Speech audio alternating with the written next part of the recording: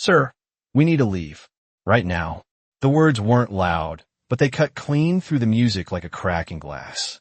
William Carter paused mid-step beneath the glow of a 12-foot crystal chandelier, the kind that scattered light like diamonds across the ballroom ceiling, his hand still wrapped around a champagne flute he hadn't touched. Conversations blurred into a distant hum, laughter echoing off marble floors and gold-trimmed walls, but none of it reached him the way that small voice did. He turned slowly, expecting to see one of the event coordinators, maybe a staff assistant with a last-minute schedule change, but instead he found her, no taller than his waist, standing just behind him in a simple navy dress that didn't quite match the elegance of the room, her dark eyes fixed on his with a kind of urgency that didn't belong in a $5 plate charity gala. Amara Johnson didn't look afraid. She looked certain. Her fingers, small and steady, had already reached for the edge of his sleeve, not pulling hard, just enough to anchor him to her reality. Around them, a group of investors laughed too loudly at something near the stage. A violinist drew a long, delicate note from her instrument, and a waiter passed by carrying a tray of sparkling glasses that chimed softly with each step. Everything continued as if nothing had changed, but for William, something had shifted, subtle and sharp, like the moment before a storm breaks. "Excuse me," he asked, lowering his voice, not wanting to draw attention, not wanting to disrupt the rhythm of the evening he had spent months planning, the kind of event where appearances mattered and hesitation could be mistaken for weakness. Amara leaned in just slightly, her voice dropping to a whisper that barely rose above the music. "The guard by the west hallway," she said, her words measured, precise. He was speaking Korean. He said the timing is set. He said you won't leave alive. The sentence landed heavier than it should have, not because of the words alone, but because of how she said them, without panic, without exaggeration, like she was repeating something she knew had to be heard exactly as it was. William blinked once, his mind instinctively searching for a logical explanation, a misunderstanding, anything that could place her words back into a safe and reasonable frame. He'd spent decades building an empire on control, on calculated risk, on the belief that every situation could be understood if you had enough information. But this wasn't a boardroom. This was a ballroom filled with donors, executives, city officials, and carefully curated security. Nothing about this night was supposed to be uncertain. "That's not possible," he said quietly, more to himself than to her, his eyes drifting toward the far end of the room where uniformed staff moved in practice coordination. The guard she mentioned stood near a set of double doors, posture straight, expression neutral, just another piece of the evening's polished machinery. There was nothing about him that suggested danger. No raised voice, no sudden movement, no sign that anything was out of place. And yet, William felt it again, that subtle shift, that invisible fracture in the air. Amara didn't let go of his sleeve. "He used your name," she added softly. "Not Mr. Carter. A different one." That made him look back at her, really look this time. Children didn't invent details like that. Not with that level of clarity. Not with that kind of calm. The music swelled, a new song beginning as the crowd shifted toward the dance floor. And for a brief moment, the entire room seemed to breathe in unison, unaware of the quiet tension forming just a few feet away. William's grip on the glass tightened, then loosened as he set it down on a passing tray without taking his eyes off the girl. Somewhere deep inside, beneath years of discipline and polished instincts, a different voice surfaced, one that didn't calculate, didn't negotiate, didn't wait for confirmation. It simply asked one question: what if she's right? Amara took a small step back, still watching him, still steady. "We don't have time," she said. And just like that, the night that had been built on certainty began to unravel in silence. William Carter did not move immediately, but something in his posture changed, subtle yet unmistakable, like a man who had just stepped onto ice and realized it might not hold. The music continued to rise around him, a polished orchestra filling the ballroom with warmth and elegance, but it no longer felt like celebration. It felt staged, distant, like a performance he was no longer part of. "Amara," he said carefully, lowering his voice further as he glanced once more toward the west hallway. How do you understand Korean? The question was not disbelief. It was a search for something solid, something he could anchor to before making a decision that could ripple through every eye in the room. The girl did not hesitate. My grandmother watches Korean dramas every night, she said, her tone calm, almost matter of fact. She makes me read the subtitles out loud. I remember words. There was no pride in her answer, no attempt to impress him. Just truth, simple and direct. William exhaled slowly, his gaze shifting again to the guard. The man had not moved. His hands were clasped in front of him, posture straight, expression unreadable. If anything, he looked exactly as a guard should. And that was the problem. Perfect, controlled, invisible. William had spent years surrounded by people who knew how to look harmless. You could have misunderstood, he said, though the words felt thinner now, less certain than they had a moment ago. Amara shook her head once. He said it twice, she replied softly. And he said plan B when someone walked by. That detail landed differently. William's eyes narrowed, just slightly, his mind beginning to connect pieces he did not like. Plans had backups. Security had layers. But none of those layers had been approved by him tonight. He felt a quiet tightening in his chest, not fear exactly, but awareness, the kind that sharpened everything at once. A server brushed past them, offering a tray of sparkling water. William waved it off without looking, his attention fully on the girl now.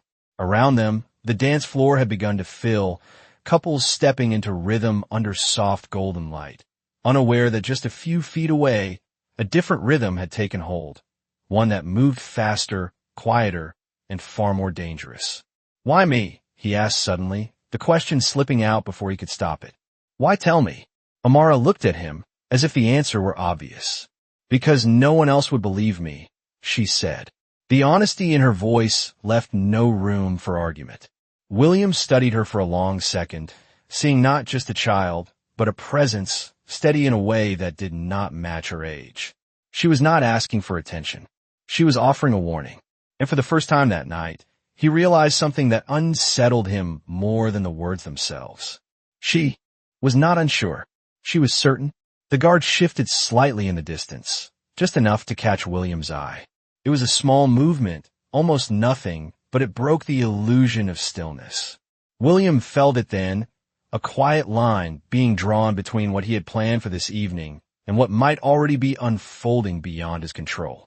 He straightened, adjusting his jacket with practiced ease, masking the shift inside him from the hundreds of eyes that could turn at any moment. All right, he said under his breath, the decision forming even as he spoke. We are not going to make a scene. Amara nodded, already understanding before he finished. We just leave, she said. William gave the smallest nod in return.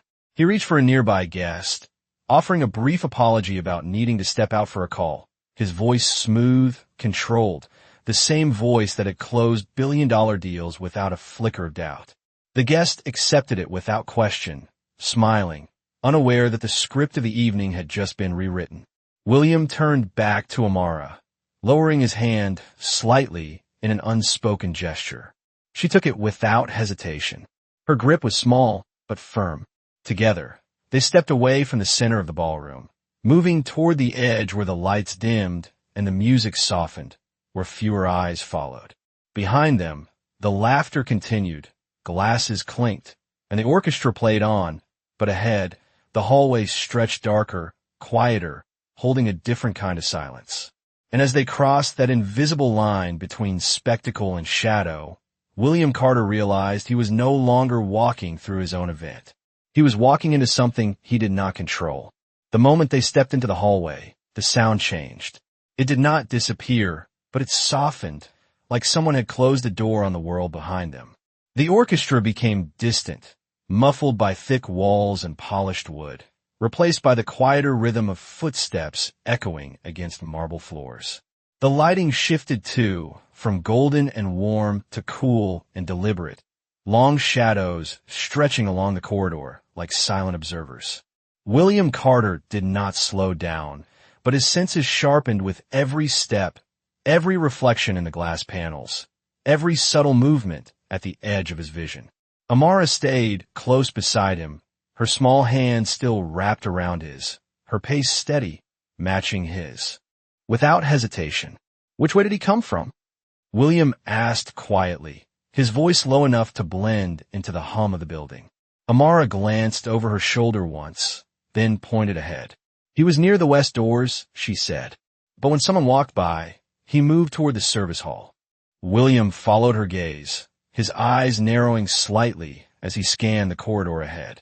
The west hallway split into two directions about 30 feet away, one leading toward the main exits, the other toward staff access and restricted areas. He knew the layout well. He had approved it himself months ago. There was supposed to be 2 guards stationed near that junction. Tonight, there was only one. That absence settled heavily in his mind, not as panic, but as a calculation that no longer added up. A security camera mounted high in the corner blinked a faint red light. William glanced at it briefly, then back to the hallway. "Stay with me," he said, though Amara had not drifted an inch. As they approached the intersection, a man in a dark suit stepped into view from the opposite direction. Daniel Reyes. His presence was immediate and grounding, broad-shouldered, alert, his posture carrying the quiet authority of someone who noticed everything. "Sir," Daniel said, his tone respectful but edged with concern. "You left the floor early. Is everything all right?" William did not stop walking, but his eyes met Daniel's for a fraction of a second, long enough to communicate more than words could safely carry. "We are stepping out for a moment," he replied smoothly. Something came up. Daniel's gaze shifted briefly to Amara, then back to William, reading the situation in silence. He fell in a step beside them without being asked. "I will walk you," he said. It was not a question. Amara looked up at Daniel, studying him for a brief moment, then leaned slightly closer to William. "He was not the one," she whispered, just loud enough for William to hear. The reassurance mattered more than she knew. William gave the smallest nod, acknowledging both her observation and Daniel's presence. They reached the junction. The air felt different here, cooler, quieter, the kind of space designed for efficiency, not elegance. A cleaning cart stood parked against the wall, unattended. One of its wheels spun slowly, as if it had been moved just moments ago. Daniel's eyes flicked to it instantly. "That should not be there," he murmured. William followed his gaze, the unease in his chest tightening another notch. "Where is the second guard?" he asked, his voice still calm, still controlled, but sharper now. Daniel did not answer immediately. Instead, he reached up and tapped his earpiece once. "Control. This is Reyes," he said under his breath. "Confirm status on West Corridor personnel." A pause. Static. Then silence. Daniel's expression did not change, but something in his stance shifted, subtle and firm, like a line being drawn in real time. "That is not normal," he said quietly. Amara's grip tightened just slightly on William's hand. "He said Plan B would be here," she added, her eyes fixed on the service hallway. William looked in that direction, the corridor stretching ahead into a dimmer space, lit by fluorescent panels that hummed faintly overhead. It was empty, or at least it looked empty. He exhaled slowly, every instinct he had built over decades, now fully awake, no longer questioning, no longer waiting for confirmation. "We are not taking the main exit," he said. Daniel nodded once. "Agreed." Behind them, the music swelled again, distant and unaware, while ahead, the quiet of the service hall seemed to deepen, holding something unseen just beyond the reach of light. And as William Carter stepped forward into that silence, guided by a child who refused to doubt what she had heard, he understood one thing with absolute clarity. Whatever this was, it had already begun. The service hallway did not welcome them. It did not resist them either. It simply existed, long and narrow, lined with industrial gray walls and overhead lights that hummed with a faint electric buzz, each step echoing louder than it should have in the stillness. William Carter moved forward with controlled precision, his pace measured, his eyes scanning every detail as if the building itself had changed while he was not looking.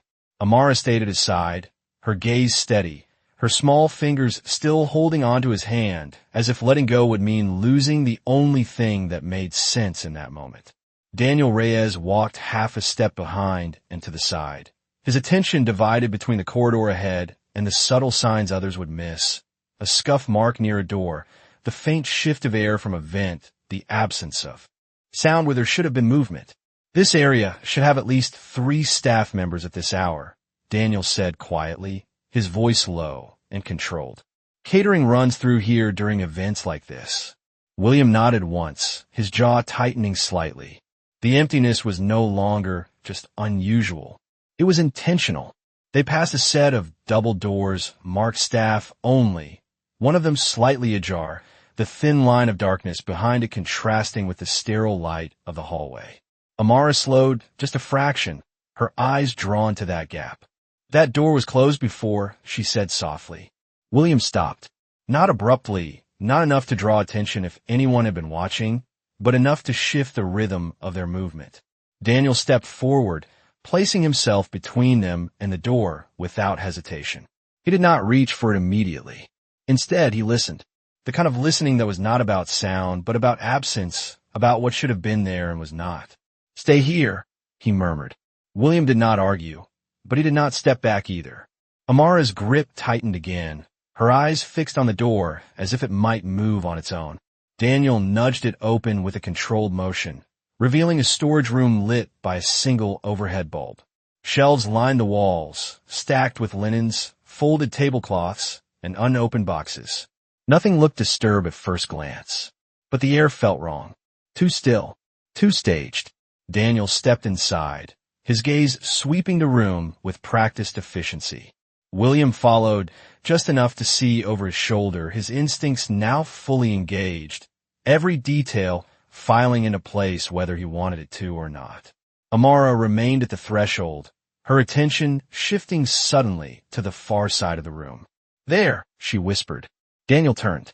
On the lowest shelf, partially hidden behind a stack of folded fabric, sat a small black device, no larger than a paperback book, its surface matte and unmarked except for a faint blinking light. It did not belong. Not in a room like this. Not in a place that should have been invisible to the evening's guests. Daniel crouched slightly, not touching it, just observing.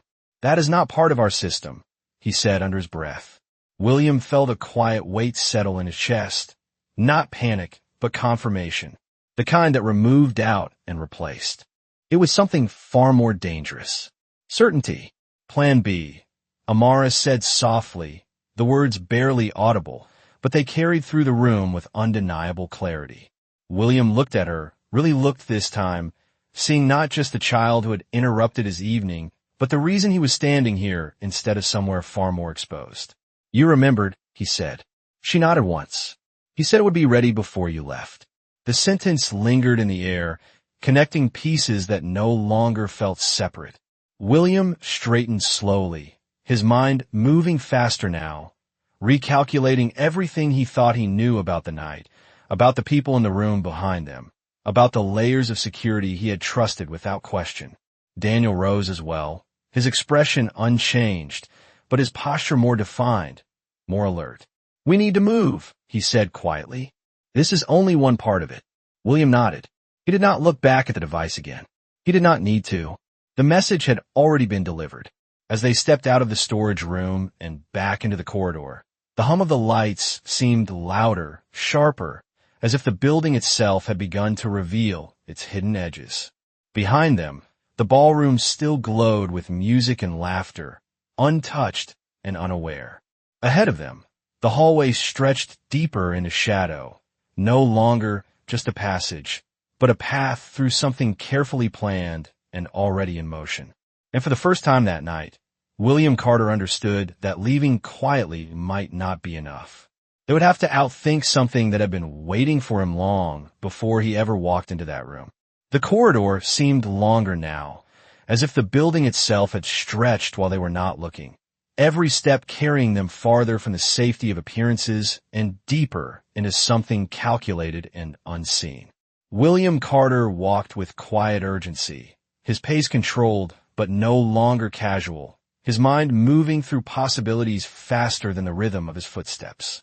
Amara stayed beside him without hesitation, her small hand still steady in his, while Daniel Reyes moved slightly ahead, his presence shifting from escort to shield, every movement precise, every glance deliberate. "There is more," Amara said softly, her voice cutting through the low hum of the overhead lights. William looked down at her, not dismissing, not questioning, but listening in a way he had not allowed himself at the beginning of the night. "What else did he say?" he asked. Amara's eyes focused ahead, as if replaying the moment in her mind. "He said the first one is only to delay," she answered. "The real one happens where there are fewer cameras." Daniel slowed slightly at that, his gaze lifting toward the ceiling where another security camera sat fixed in place, its small red light blinking steadily. "This hallway has coverage," he said quietly. "But the service stairwell does not. Not fully." William felt the implication settle immediately. "Then that is where they expect me to go," he replied. Daniel nodded once. "Or where they want to redirect you." The distinction mattered. It always did. They reached a metal door marked service exit, its handle reflecting the sterile light above. Daniel paused, placing a hand just inches from it without touching, his head tilting slightly as if listening beyond the surface. "Do not open it yet," Amara said suddenly. Both men turned to her. She was looking not at the door, but the floor just in front of it. "He said something else," she added, her voice quieter now, more focused. "He said timing depends on movement." William followed her gaze downward.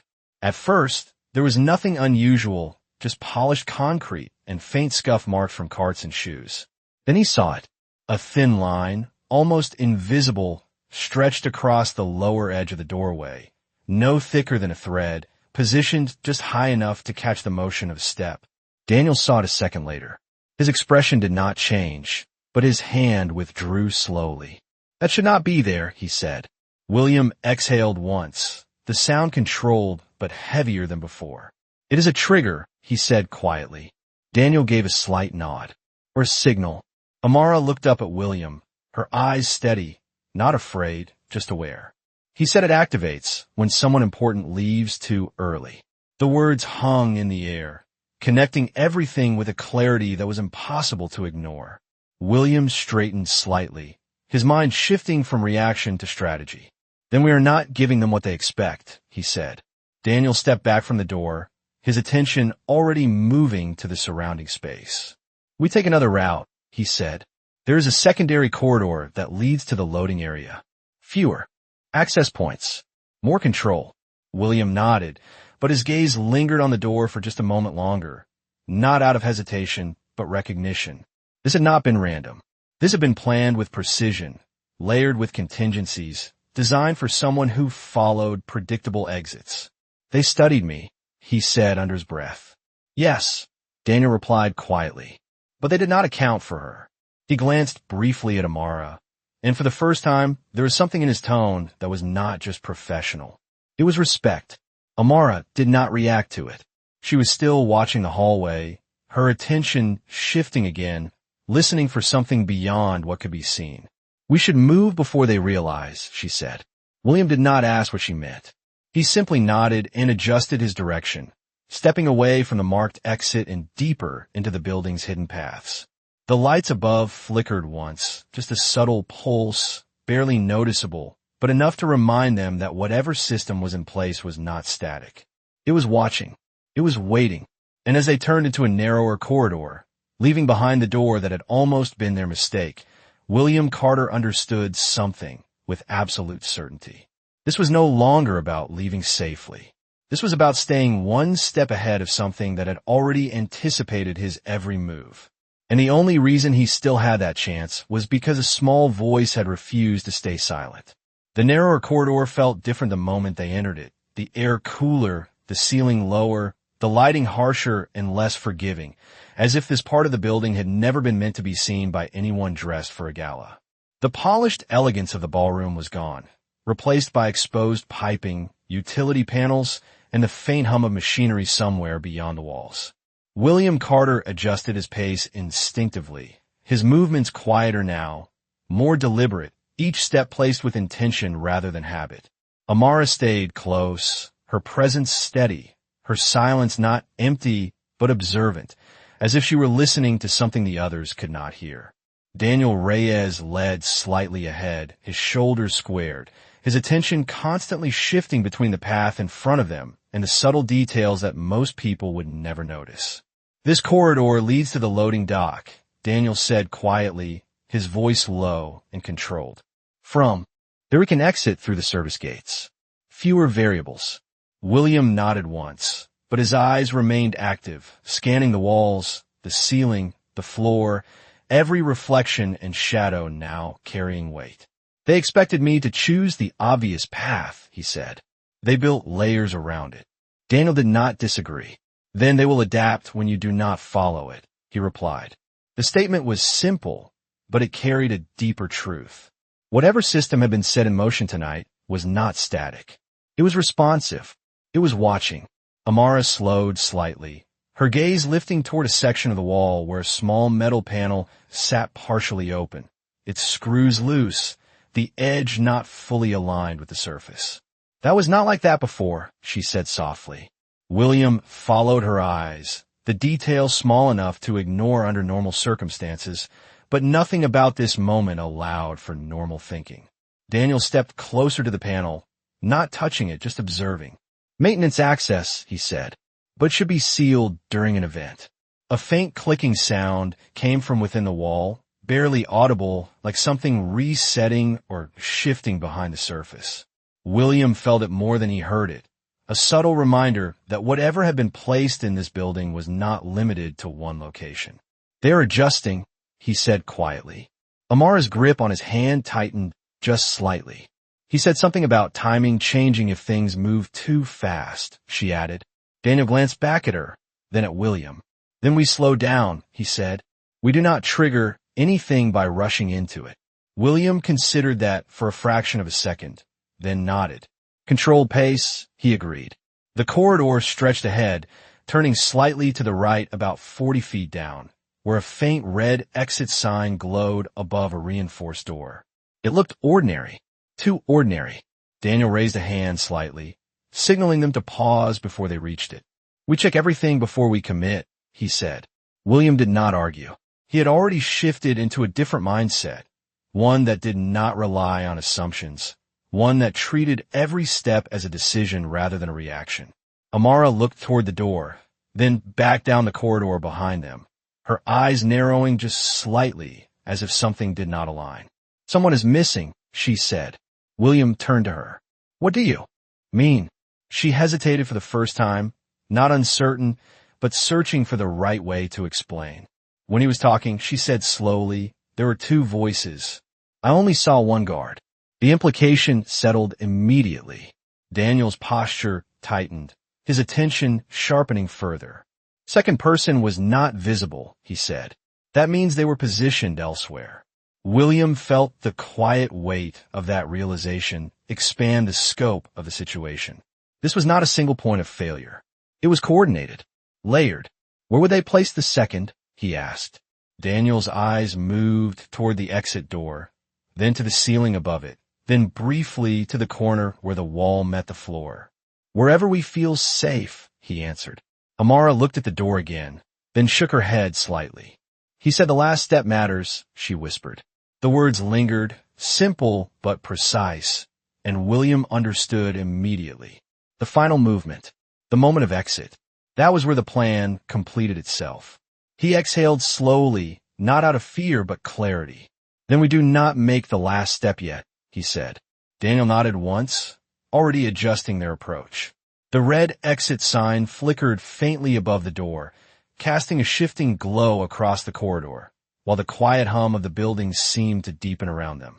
Behind them, the world of music and laughter still existed, untouched and unaware. Ahead of them, every detail now carried intention. And as William Carter stood in that narrow space, guided not by his own plan, but by the awareness of a child who had chosen to speak, he understood something that no amount of power had ever taught him before. Control was not about knowing everything. It was about recognizing the truth when it appeared, no matter how unexpected its source.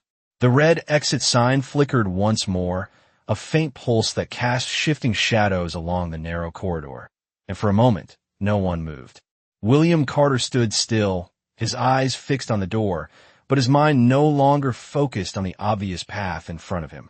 It moved outward instead, tracing patterns, reconsidering everything Amara had said, everything that had already happened, and more importantly, everything that had not happened yet. Daniel Reyes remained slightly ahead, his stance firm, his attention locked on the door and the surrounding space. But there was a pause in him. Now, not hesitation, but calculation. Amara did not look at the door anymore. She looked at William. He said something else, she whispered, her voice soft but clear in the quiet hum of the corridor. William turned to her immediately. What did he say? He asked. Amara held his gaze, her expression steady. He said the man would choose the safest exit, she replied. The words settled between them. Simple, almost obvious, but they carried a deeper meaning that unfolded the longer they lingered. Daniel exhaled quietly. Then this is not the safest exit, he said. William gave a slight nod, the realization aligning with his own instincts. It only looks like it, he added. His eyes shifted upward, scanning the ceiling above the door, then along the walls, then back down to the floor, searching for anything that did not belong. The corridor remained still, almost too still, as if waiting for them to make the mistake it had been designed for. If this is where they expect me, William continued, his voice low, controlled, then the real path is somewhere less obvious. Daniel's gaze moved down the hallway behind them, then to a narrow side passage they had passed just moments earlier, barely noticeable, partially hidden behind a recessed wall. There's a maintenance corridor about 20 feet back, he said. It does not lead directly outside, but it connects to the lower loading area. William followed his line of sight, the memory of the building's layout returning to him in fragments. No cameras? He asked. Daniel shook his head slightly. Limited coverage. Mostly outdated. It is not used during events. Amara stepped a little closer, her voice quiet but certain. He did not mention that one, she said. That was enough.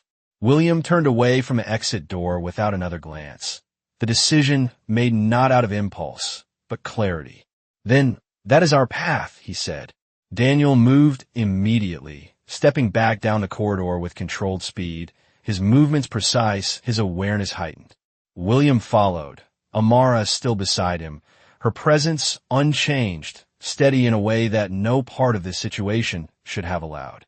As they reached the recessed section of the wall, the hidden passage revealed itself more clearly, a narrow opening framed by concrete, dimly lit, easy to overlook unless you were looking for it. Daniel paused at the entrance, listening again, not just for sound, but for disruption, for anything that suggested movement beyond the surface. There was nothing, just silence. We go in quietly, he said. William nodded once. Amara stepped forward without hesitation. The moment they entered, the atmosphere shifted again. The air was cooler, the light dimmer, the walls closer, creating a sense of compression that made every step feel more deliberate. Behind them, the faint glow of the exit sign disappeared as the corridor curved slightly, cutting them off from the path they had almost taken. William exhaled slowly, the sound steady, controlled. They wanted me to rush, he said, to choose quickly. Daniel glanced back briefly. And you did not, he replied. Amara looked ahead, her eyes focused on the dim path in front of them. He said people who rush do not notice the last step, she added. William felt a quiet shift inside him at that. Not fear, not relief, but something deeper. Recognition. He had built his life on speed, on decisive action, on moving faster than everyone else in the room. But tonight, that instinct would have led him exactly where someone else wanted him to go. The corridor stretched forward, darker now, quieter, the hum of the building fading behind them, replaced by a stillness that felt almost deliberate. And as they moved deeper into that hidden path, guided not by plans or systems, but by a child who had simply listened when others did not, William Carter understood something with absolute certainty. The most dangerous thing in the room had not been the trap. It had been the assumption that he would never question it. The hidden corridor curved gently to the left, and with that turn, the last trace of the ballroom vanished completely. No music, no laughter, no echo of polished shoes on marble. Only the faint hum of distant machinery and the soft rhythm of their own footsteps against concrete. The air felt heavier here, less circulated, carrying a subtle metallic scent that did not belong to celebration or comfort. William Carter moved forward with quiet focus, his senses no longer divided. Every instinct now aligned with the same purpose: stay aware, stay ahead. Daniel Reyes remained a step in front, his shoulders squared, his pace controlled, but there was a sharper edge to him now, the awareness that they were moving through a space not designed for safety, but for oversight, for systems that were rarely questioned. Amara walked between them, her gaze moving slowly from wall to wall, ceiling to floor, as if she were mapping the space in real time. He laughed, she said suddenly, her voice soft but clear enough to carry in the narrow corridor. William looked down at her. When? He asked. After he said the plan would still work even if something changed, she replied. Daniel's eyes narrowed slightly, his attention sharpening further. That means redundancy, he said. More than one trigger. More than one endpoint. William nodded once, the implication settling quickly. Then avoiding one path is not enough, he said. The corridor ahead widened slightly, opening into a small junction where 3 narrow passages met, each marked only by faded signs and dim overhead lights that flickered at uneven intervals. None of them were labeled clearly. None of them offered certainty. Daniel slowed, raising a hand slightly as he scanned each direction. Left leads to storage, he said quietly. Right goes toward electrical access. Straight ahead should connect to the lower loading area. William studied the space, his eyes moving across the ceiling, the corners, the seams where wall met floor. Which one has the least visibility? He asked. Daniel considered that for a moment. Electrical access, he answered. Minimal traffic. Minimal monitoring. Amara shook her head gently. He said something about light, she added. Both men turned to her. What about light? William asked. Amara pointed toward the corridor on the right, where a faint flicker of fluorescent light pulsed unevenly. He said when the lights change, it means the timing changes too, she said. Daniel followed her gesture, his gaze narrowing. The flicker was subtle, irregular, not enough to draw attention unless you were looking for it. That is not normal fluctuation, he said. William felt a quiet tension rise again, not panic but clarity. Then that path is active, he said. Amara nodded once. He said helps them adjust. The words settled into place, connecting with everything they had already seen, the panel on the wall, the missing guard, the triggered exit. This was not just a plan. It was a system that responded, adapted, recalculated in real time. William shifted his gaze to the corridor on the left, darker, still almost forgotten. Then we go where nothing is changing, he said. Daniel gave a slight nod. Storage route, he confirmed. They moved without hesitation, turning left into the dimmer passage, where the lights remained steady, where the air felt still but not watched. The walls here were lined with closed doors, each marked with small numbers and labels that had faded over time. No sound came from behind them. No movement, just silence. As they walked, Amara slowed slightly, her head tilting as if listening again, not to the corridor, but to memory. There was another word, she said quietly. William glanced down at her. What word? He asked. She hesitated for a brief moment, then said, back up. Daniel's expression shifted just enough to register the weight of it. That confirms it, he said. Primary plan, secondary plan, and fallback. William exhaled slowly, his mind adjusting once more, expanding the scope of what they were dealing with. Then they're not just watching where I go, he said. They're predicting what I will do next. Amara looked up at him, her eyes steady, unshaken. Then we do something they cannot predict, she said. The simplicity of it cut through everything else. William gave the faintest nod, not as a command, but as agreement. The corridor stretched ahead, deeper, quieter, removed from the structure of the event above, and for the first time since they had left the ballroom, there was no immediate sign of interference, No flicker, no shift, no hidden signal waiting to respond. Just stillness. But William Carter understood now that stillness did not mean safety. It meant opportunity for both sides. And as they moved forward into that silence, guided by instinct, by awareness, and by a child who refused to ignore what others would have dismissed, he knew one thing with absolute certainty. The plan they were inside was still unfolding, but for the first time, they were no longer following it. They were stepping outside of it.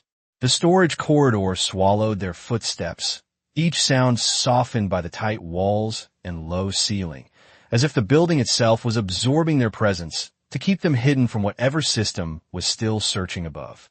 William Carter moved with a steadier rhythm now, no longer reacting, no longer second-guessing, but actively choosing each direction with intent. The silence here was different from the earlier corridors. It did not feel empty. It felt paused, like something waiting for a cue that had not yet arrived. Daniel Reyes slowed near a heavy steel door marked Storage B12, his eyes catching a faint detail along the edge of the frame. "Hold," he said quietly, raising a hand just enough to stop their movement. William halted immediately. Amara did the same. Daniel crouched slightly, his gaze narrowing at the bottom hinge where a thin smear of dust had been disturbed. Not wiped clean, but shifted, as if the door had been opened recently despite the stillness of the corridor. "This area is not on tonight's rotation," Daniel murmured. "No reason for this door to be touched." William stepped closer, his attention drawn to the same detail, his mind already connecting it to everything they had encountered so far. "Then someone used it," he said. Amara leaned slightly forward, her eyes fixed on the narrow gap between the door and the frame. "He said something about waiting," she whispered. Daniel glanced at her. "Waiting where?" he asked. Amara did not answer immediately. She closed her eyes for a brief second, as if replaying the memory with care. He said, "Do not rush. He will come to us," she said softly. The words settled heavily in the confined space. William felt the meaning of them unfold in real time. "They are not chasing me," he said. "They are positioning." Daniel gave a slight nod, which means this could be a convergence point. The corridor seemed to tighten around them at that realization, the air pressing closer, the silence growing sharper. William straightened slightly, his posture shifting from movement to control. "Then we do not enter blind," he said. Daniel reached for the door handle, but instead of opening it, he applied the slightest pressure, just enough to test resistance. It moved freely. "No look. No abstraction." That alone was enough to confirm something was wrong. "Too easy," Daniel said under his breath. Amara's hand tightened around William's again. He said, "Easy means ready," she added. William looked down at her, then back at the door, his expression calm but focused. "Then we assume this is part of it," he said. Daniel stepped back from the door, his attention shifting to the surrounding walls, the ceiling, the corners where small details often hid. "We check before we commit," he said. William nodded once, then moved slightly to the side, changing his angle of view. From that position, he noticed something he had missed before. A faint reflection on the metal surface of a nearby shelf. Not bright, not obvious, but enough to reveal a subtle glint from inside the room beyond the door. Not movement, not light, just presence. "There's something inside," he said quietly. Daniel followed his line of sight, his posture tightening slightly. "I see it," he confirmed. Amara leaned closer, her voice barely above a whisper. "He said the second person would not be where you expect," she said. William exhaled slowly, the pattern now undeniable. "Then this is not the destination," he said. "It is a checkpoint." Daniel nodded. "Designed to slow you down or redirect you." The three of them stood there for a brief moment, not frozen, but aligned, every instinct now working together instead of against uncertainty. The door remained slightly open, silent, waiting, offering a path that no longer felt like an option. William stepped back fully, his decision clear. "We keep moving," he said. Daniel did not hesitate. He turned away from the door, guiding them further down the corridor, deeper into the unknown, but away from the trap that had almost drawn them in. Amara followed without question, her small steps steady, her gaze forward. Behind them, the door remained untouched, its silence unchanged, but its purpose fully revealed.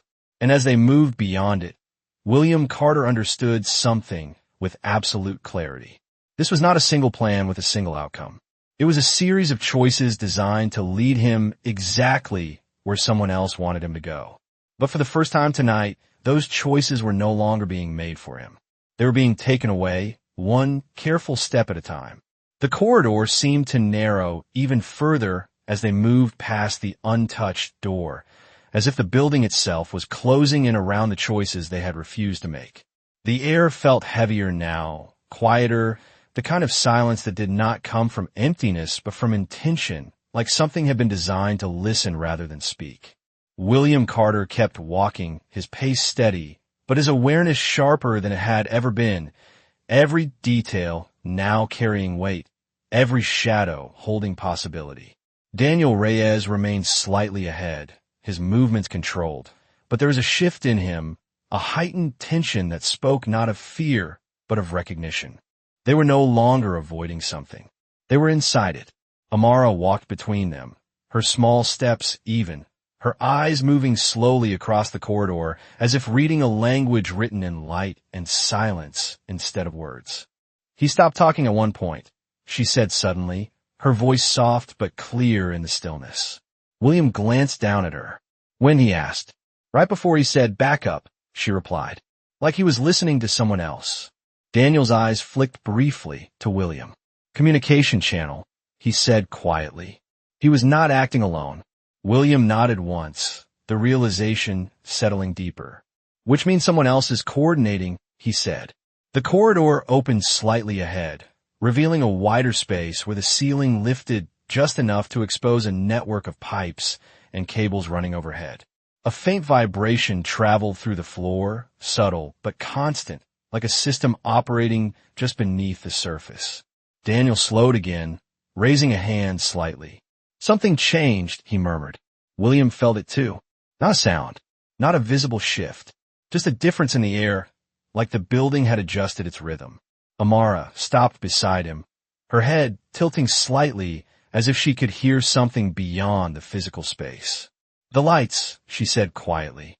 William followed her gaze upward. The overhead fixtures remained steady. No flicker, no visible change. But then he noticed it. The brightness had shifted, not dramatically, but enough to alter the tone of the corridor, a cooler hue replacing the warmer glow they had walked through moments before. Daniel exhaled slowly. Adaptive system, he said. They are tracking movement patterns. William's jaw tightened slightly. Then they know we did not take the expected path, he said. Amara looked up at him. He said if that happens, they switch to the last option, she added. The words landed with quiet finality. William did not ask what the last option was. He already understood the implication. It would not depend on where he went. It would depend on where he ended up. Then we stop moving like they expect, he said. Daniel turned slightly, his attention shifting from the corridor ahead to the space around them. Explain, he said. William's eyes moved across the room, the pipes, the cables, the walls, the floor, everything that made up the structure of the building rather than the paths designed for people to follow. Every route we take is still a route, he said, still predictable within a system. Daniel's expression shifted, understanding forming quickly. So we break the pattern, he said. Amara nodded slightly, as if she had already reached the same conclusion. He said the plan works when the person keeps going forward, she said. William looked at her, then at the surrounding space again. Then we do not go forward, he said. Daniel stepped toward the side wall, his eyes scanning the structure more closely now, not for doors or exits, but for access points, maintenance panels, anything that did not belong to the main design. His gaze stopped at a narrow vertical seam running along the concrete, almost invisible unless you were looking for it. There, he said quietly. William moved closer, examining it.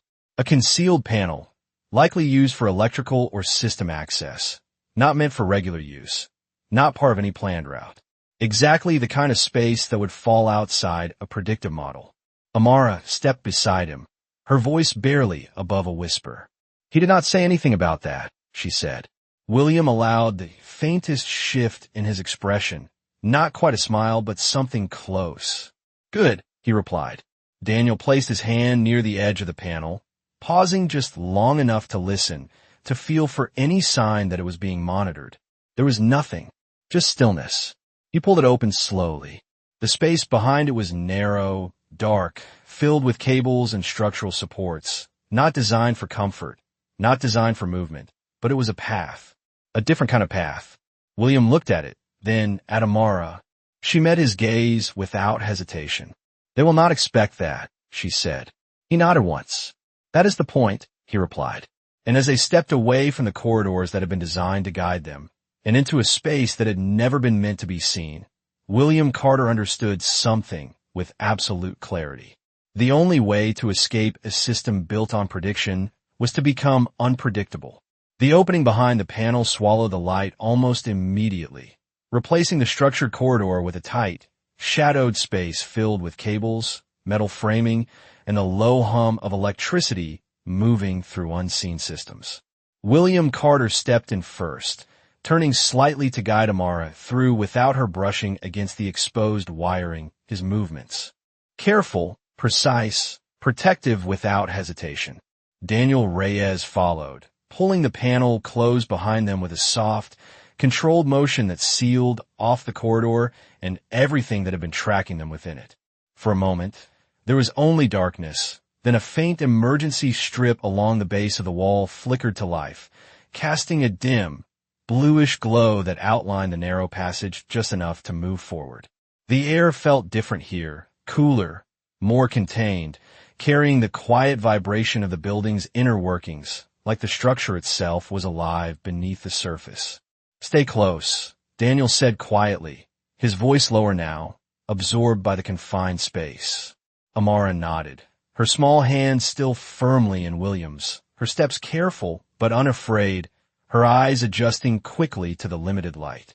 He did not talk about this place, she said softly. William glanced down at her. That is why it works, he replied. The passage extended forward in a straight line for about 15 feet before bending sharply to the right, the floor uneven in places where cables crossed beneath protective covers. Daniel moved ahead just enough to check each step, his attention focused not just on where they were going, but on how the space felt around them. No sensors here, he murmured. At least none that are active. William exhaled slowly, the tension in his chest shifting from pressure to clarity. Then for the first time tonight, he said, "We are not being guided." Amara looked up at him, her expression steady. He said the last part only works if you stay inside the system, she added. Daniel glanced back briefly. Then we just stepped outside it, he said. The passage turned, revealing a slightly wider section where vertical beams created narrow gaps that allowed faint light from adjacent areas to filter through in thin lines, like slivers of another world just beyond reach. Through one of those gaps, William caught a glimpse of the corridor they had just left, the overhead lights now shifting again, subtly adjusting in brightness, as if responding to movement that was no longer there. They are still searching, he said quietly. Daniel nodded once. But not here, he replied. They continued forward, the space gradually sloping downward, leading them deeper into the building's lower structure. The hum of machinery grew slightly louder, not overwhelming, but constant, like a steady heartbeat beneath the surface. Amara slowed again, her head tilting slightly as she listened, not to the machinery, but to memory. He said something right at the end. She whispered. William looked down at her immediately. What was it, he asked. She hesitated for just a fraction of a second, then said, he said if the man disappears, then the message changes. Daniel's eyes narrowed slightly. Message to who? He asked. Amara shook her head. He did not say. William felt that settle into place with everything else, another layer, another unseen connection. Then this was never just about me, he said. Daniel's expression remained controlled, but there was a shift in his tone. No, he replied quietly. It is about what happens when you are gone. The implication hung in the narrow space, heavier than anything before it. William adjusted his posture slightly, his focus sharpening once more. Then we do not just leave, he said. We understand. Amara looked at him, her eyes steady, her voice calm. Then we keep listening, she said. The passage opened slightly ahead, revealing another access point where a grated panel allowed a clearer view into a larger room beyond, one filled with control boxes, monitors, and wiring that connected different parts of the building. The lights inside that room flickered faintly, not from instability, but from activity. Daniel slowed, raising a hand again, his attention locking onto that space. This is not just infrastructure, he said quietly. William stepped closer, his eyes scanning the equipment, the arrangement, the intent behind it. This is control, he said. Amara moved beside him, her gaze fixed on the faint glow beyond the grate. He said someone else was watching, she whispered. The three of them stood there in the dim light, just outside the system that had been built to guide, track, and anticipate every move, and for the first time since the night had begun, they were not reacting to the plan. They were looking directly at it. And William Carter understood something with absolute certainty. The only way out was no longer just escape. It was exposure. The grated panel separated them from the control room by less than a foot of metal and shadow. It felt like a boundary between two entirely different realities, one hidden and one exposed, one reacting and one observing. William Carter stepped closer, his eyes adjusting to the dim flicker of monitors beyond the grate, each screen casting a soft, shifting glow across racks of equipment that hummed with quiet precision. The room was not large, perhaps 20 feet across, but every inch of it was purposeful, cables running like veins along the walls, blinking indicators tracing patterns that were too deliberate to be random. Daniel Reyes moved beside him, his posture tightening as his gaze swept across the layout. This is not part of standard event security, he said quietly. This is a separate system. William nodded once, his attention drawn to a central monitor that displayed multiple camera feeds, angles from the ballroom, the corridors, the exits they had passed, all looping in real time, all active. But something was off. One of the feeds, the west corridor, showed them still standing near the exit door, frozen in place as if time had paused. William's eyes narrowed. They are feeding false positions, he said. Daniel followed his gaze and saw it instantly. They think you are still there, he replied. Amara stepped closer, her small figure framed by the faint blue light. He said if you do not move the way they expect, they delay what comes next, she whispered. The words aligned with what they were seeing. The system had not advanced because it was waiting for a trigger that had never happened. William exhaled slowly, the realization settling into something more than awareness. It was leverage. Then we have time, he said. Daniel gave a slight nod, but his eyes remained sharp. Not much, he added. The room beyond the grate remained empty of people, but it did not feel abandoned. It felt managed, like someone had set it in motion and stepped away, confident it would run without interruption. William studied the monitors again, then the equipment beneath them, his mind shifting from escape to understanding. This is the control point, he said quietly. Everything routes through here. Daniel's gaze moved to a panel on the far wall where a series of switches and digital displays flickered in sequence. If we interrupt this, he said, we disrupt their coordination. Amara looked between them, her voice calm but firm. He said the plan only works if everything stays connected, she said. William turned to her, the weight of her words anchoring his decision. Then we disconnect it, he replied. Daniel glanced at him, then back. At the room. We need access, he said. William's eyes moved along the edge of the grate, then to the hinges, then to the locking mechanism that held it in place. It was simple, too simple, designed to keep people out, not to keep someone determined from getting in. We do not break anything, William said quietly. We change it. Daniel understood immediately. Controlled interference, he said. William nodded once. Amara stepped closer, her fingers brushing lightly against the metal grate as she looked into the room. He said someone will be watching from somewhere else, she added. William's gaze lifted from the equipment to the monitors again, then beyond them, as if trying to see the unseen observer behind the system. Then let them watch, he said. There was no hesitation in his voice now, no uncertainty, only clarity. Daniel reached for the latch, his movements precise, careful not to create unnecessary noise. The metal shifted slightly as he eased it open, just enough to create a gap wide enough to pass through. The hum of the machines grew louder as the barrier opened, the room revealing itself not as a hidden space, but as the center of everything that had been guiding the night from the shadows. William stepped forward, crossing the threshold with quiet intent, Amara beside him, Daniel just behind. The monitors continued to display a version of reality that was no longer true, the system still believing in a path they had already abandoned. And as William Carter stood inside the space that had been designed to control him without his knowledge, he understood something with absolute certainty. The plan had not failed. It had simply not accounted for being seen. The control room hummed with a quiet authority, every light, every screen, every signal working together in perfect coordination, as if it had never imagined being interrupted. William Carter stood at the center of it now, no longer the subject of the system, but its observer, his reflection faintly visible across the glass of the central monitor where a false version of himself still lingered in the west corridor, frozen in a moment that no longer existed. Daniel Reyes moved immediately to the main console, his hands hovering just above the controls, not touching yet, reading the layout, understanding the flow before making a single change. This system is running independently from the building. Network, he said quietly. Whoever set this up wanted full control without detection. William nodded once, his eyes scanning the screens, tracking the delayed feeds, the looped positions, the subtle indicators that revealed timing, coordination, intent. Then we do not shut it down, he said. Daniel glanced at him. No. William shook his head slightly.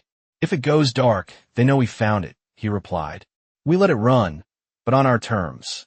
Amara stood beside him, her gaze moving slowly across the monitors, absorbing details that others might miss. He said the message changes if you disappear, she said softly. William looked down at her, then back at the screens. Then we do not disappear, he said. We redirect the message. Daniel's expression shifted, understanding forming quickly. We change what they see, he said. William gave a slight nod. Exactly. Daniel began moving then, his fingers working with precision, not disrupting the system, but adjusting it, shifting feeds, rerouting signals, creating a new narrative within the same structure. The frozen image of William near the exit flickered once, then stabilized, but now the timestamp beneath it lagged further behind, widening the gap between what the system believed and what was actually happening. I'm extending the delay, Daniel said. They will think you are still hesitating. William watched the screen, the false version of himself, standing still, unaware, predictable. Good, he said quietly. Let them wait. Amara tilted her head slightly, her eyes narrowing as she focused on a smaller monitor in the corner. That one, she said, pointing. Daniel followed her gesture. A secondary feed, not part of the main display, showed a different angle. Not the ballroom, not the corridors, but an office space, dimly lit, a desk, a chair, and a single figure partially visible in the reflection of a glass surface. Not clear enough to identify, but present. Watching. William stepped closer, his gaze sharpening. That is not part of the building feed, he said. Daniel adjusted the angle slightly, enhancing the reflection just enough to reveal movement, a shift of posture, a hand resting on the desk. Remote observer, Daniel confirmed. Amara's voice was quiet, but certain. He said someone else was listening, she whispered. William exhaled slowly, the final piece settling into place. Then that is who this is for, he said. The entire system, the layers, the traps, the timing, it was not just about him leaving or staying. It was about what someone else would see when he did. William straightened slightly, his presence now filling the room in a different way, no longer reactive, but decisive. We sent him a new message, he said. Daniel looked at him, ready. What kind of message? He asked. William's eyes remained on the monitor, on the faint reflection of the unseen observer. One they cannot predict, he replied. Daniel's hands moved again, not shutting down the system, but rewriting its output, adjusting the feed so that the image of William at the exit slowly shifted, not abruptly, not enough to trigger suspicion, but enough to suggest movement in a different direction, one that led away from every trap they had avoided. They will think you changed your mind, Daniel said. William gave a slight nod. And they will follow that, he replied. Amara looked up at him, her expression calm, steady. And we go somewhere else, she said. William met her gaze, the faintest hint of something softer in his eyes. Yes, he said, we already have. The monitors continued to glow, the system still active, still functioning, but no longer in control of the truth it displayed. And as William Carter stood inside the very mechanism that had been designed to control him, he understood something with absolute certainty.